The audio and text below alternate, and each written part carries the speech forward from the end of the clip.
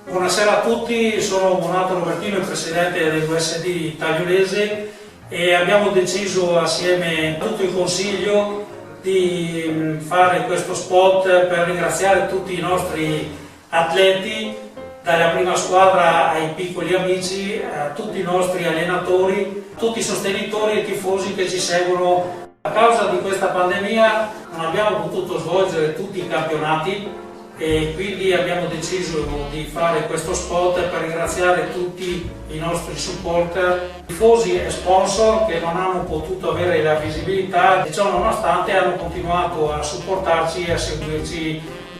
A tutti voi, io e tutto il direttivo della Tagliolese vogliamo augurarvi buone feste, buon Natale e buon inizio anno.